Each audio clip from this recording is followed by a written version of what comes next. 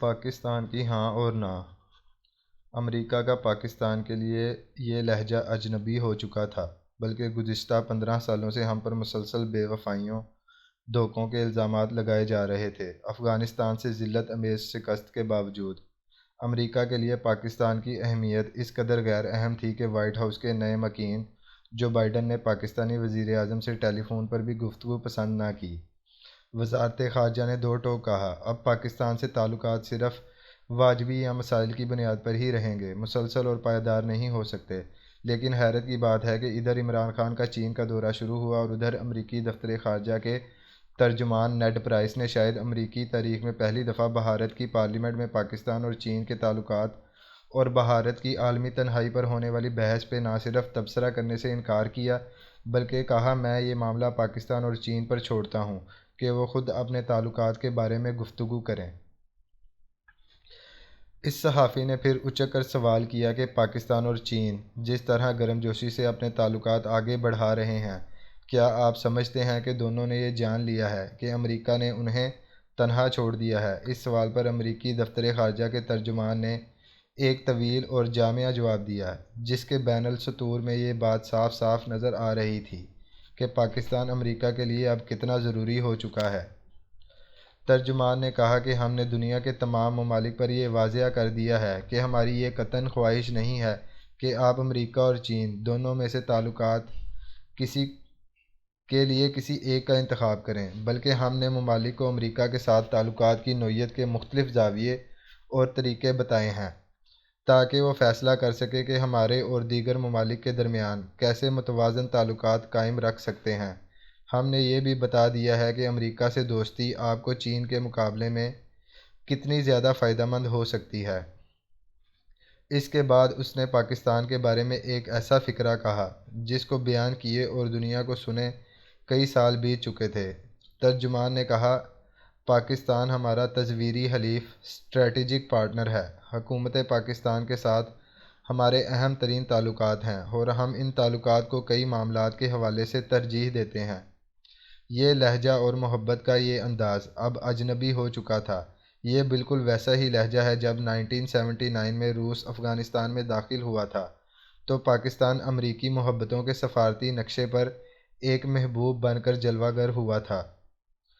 Soviet union سے جنگ امریکا کو اس قدر عزیز تھی کہ اس نے دوران تمام تر امریکی ایجنسیوں کی خفیہ رپورٹوں کی سنگینی کے باوجود امریکی صدر کانگریس کو ہر 6 ماہ بعد مسلسل یہ سرٹیفکیٹ جاری کرتا رہا کہ پاکستان کسی بھی طور پر ایٹم بم بنانے کی صلاحیت حاصل کرنے کی کوشش نہیں کر رہا۔ یہ سرٹیفکیٹ پاکستان کو امریکی امداد کے لیے بے حد لازم تھا۔ اسی دوران امریکا کے قابل اعتماد یہودی صحافی سیمور ہرش، جس نے اسرائیل کے ایٹم بم کا بھی انکشاف کیا تھا، اس نے بھی پاکستانی ایٹم بم کی خبر دے دی، مگر پھر بھی امریکی کانگریس کے ارکان امریکی صدر کے اس جھوٹے سرٹیفکیٹ پر ہی اعتماد کرتے رہے۔ پاکستان بے صبری سے ایٹم بم بنانے کا اظہار کرنا چاہ رہا تھا، اس لیے بھارتی صحافی کلدیپ نائر کو مشاہد حسین کی ہم رکابی میں مارچ 1987 میں کوہٹا کا دورہ کروایا گیا تاکہ حقیقت حال دنیا پر واضح ہو جائے۔ ابھی تک افغانستان میں جنگ جاری تھی اور پہلا روسی سپاہی ٹھیک ایک سال بعد 1988 کے فروری کے آخری ہفتے میں وہاں سے نکلنا شروع ہوا اور فروری 1989 کو یہ انخلا مکمل ہوا۔ ان 2 سالوں میں بھی جب ہمارے ایٹمی پروگرام کا سب کچھ تشت ازبام ہو چکا تھا، امریکا کی محبتوں اور عنایتوں میں کوئی فرق نہیں آیا، لیکن جیسے ہی آخری سوویت فوجی افغانستان سے نکلا، امریکا نے وہاں سے اپنا بوریا بستر گول کیا۔ اقوام متحدہ کے رفاہی ادارے اور این جی اوز بھی دم دبا کر بھاگ نکلے۔ پھر ہماری ضرورت نہ رہی اور یوں پاکستان پر امریکا کی عنایت خسروانہ کا دور ختم ہو گیا، بلکہ پریسلر ترمیم جو 1985 میں ایٹم بم کی خبر ملنے کے فوراً بعد منظور ہوئی تھی، اس پر عمل درآمد کی سختیاں شروع ہو گئی۔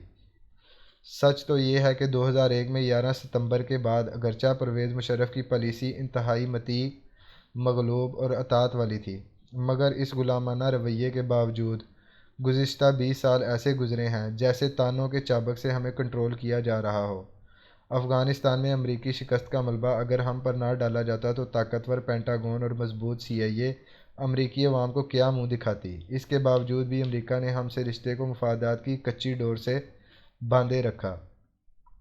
15 اگست 2021 کو طالبان کی فتح سے لے کر عمران خان کے چین کے حالیہ دورے تک لاتعداد ایسے فیصلہ کن مراحل آئے کہ ہم کوئی فیصلہ کرتے مگر پاکستان کا دل 60 سالہ امریکی محبت میں ہی اٹکا رہا، کیونکہ ہمارے ملک کے امریکی کاسالیس دانشور، سیاستدان، دفاعی تجزیہ کار اور حاضر سروس سول اور ملٹری بیوروکریٹس امریکی تعلقات کی رنگینیوں کی ہمیں مسلسل ترغیبات دیتے رہے۔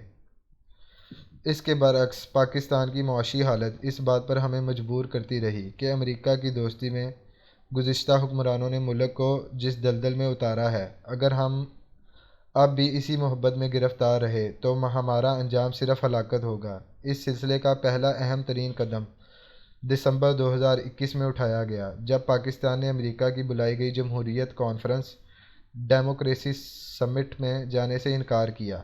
اس کانفرنس میں 110 ممالک کو بلایا گیا تھا، لیکن چین کو مدعو نہیں کیا گیا تھا، بالکل ایسے ہی جیسے چین نے 2019 میں اپنی one belt one road conference میں 100 ممالک کو بلایا مگر امریکا کو مدعو نہیں کیا۔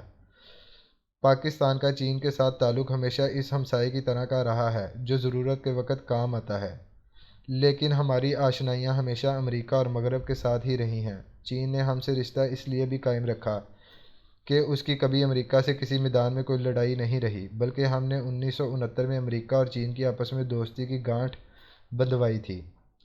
1971 میں جب ہمیں مشرقی پاکستان میں شکست ہوئی تو امریکہ نے مغربی پاکستان کو بھارت کے حملے سے اس لیے بچایا تھا کہ وہ سمجھتا تھا کہ اگر یہاں بھی بھارت آ گیا تو پھر خلیج بنگال سے لے کر یوکرائن تک پورے علاقے سے امریکہ نکل جائے گا اور سوویت یونین کا راج ہوگا۔ آج امریکہ ایک بار پھر بالکل ویسی ہی صورتحال سے دوچار ہے۔ چین کے خلاف بھارت، امریکہ، جاپان اور آسٹریلیا کے 4 رکنی اتحاد نے پاکستان کو نکال باہر کیا۔ دوسری جانب بحر ہند میں امریکی فوج آ کھڑی ہوئی تاکہ کسی بھی وقت چین کا واحد سمندری راستہ بلاک کاریڈور بند کر دیا جائے۔ یوکرین پر روسی افواج کا اجتماع جنگ کے خطرے کی گھنٹی بجانے لگا ہے۔ بھارت کی چین سے ابتدائی شکست اور چین کے 1000 مربع کلومیٹر رقبے پر قبضے نے امریکی حکمت عملی کی بنیادیں ہلا کر رکھ دیں۔ اس ناکام حکمت عملی کے بعد اب گزشتہ 6 ماہ سے پاکستان کو معاشی بدحالی سے ڈرایا جا رہا تھا اور ہمارے دانشور امریکہ سے علیحدگی کے خوف سے دبلے ہوئے جاتے تھے۔ ادھر کسی بھی طرح کی جنگ، ناکہ بندی یا تجارتی مقاطعے کی صورتحال میں چین کے پاس صرف اور صرف ایک ہی راستہ باقی بچتا ہے اور وہ ہے خنجراب سے گوادر۔ یہ راستہ ایسے ہے کہ جیسے چین ایک سر ہے اور باقی دنیا ایک دھڑ، جس کو آپس میں جوڑنے کے لیے گردن کی حیثیت پاکستان کو حاصل ہے۔ پاکستان کی یہ عالمی اہمیت اس سے پہلے کبھی بھی نہیں رہی۔ درویش صوفی برکت علی نے خوب کہا تھا، وہ دن دور نہیں جب پاکستان کی ہاں اور نہ میں اقوام عالم کے فیصلے ہوں گے۔